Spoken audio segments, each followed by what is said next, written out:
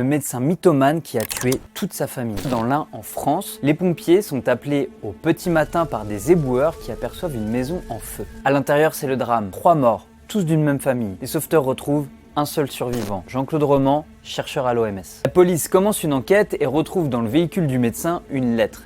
Il est écrit « Un banal accident et une injustice peuvent provoquer la folie ». Pardon, il ne s'agirait pas d'un accident. L'enquête prouvera qu'il a assassiné toute sa famille dans la nuit avant de rendre visite à ses parents qu'il tue également avec son arme à feu. Ensuite, il se rend chez une ancienne maîtresse qu'il tente d'étrangler, elle le supplie de lui laisser la vie sauve. Il renonce donc à la tuer. De retour chez lui, Roman asperge toute la maison d'essence, il se met en pyjama, avale des somnifères et met le feu.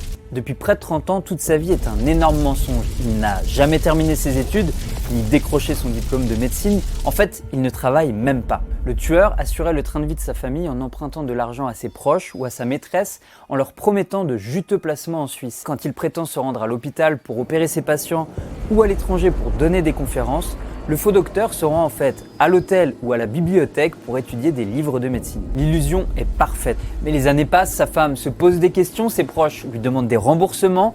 Jean-Claude Roman est acculé, il ne voit qu'une seule issue, ce sera la mort. Il est jugé en 1996 et condamné à la perpétuité avec 22 ans de sûreté. Il est ressorti de prison en 2019.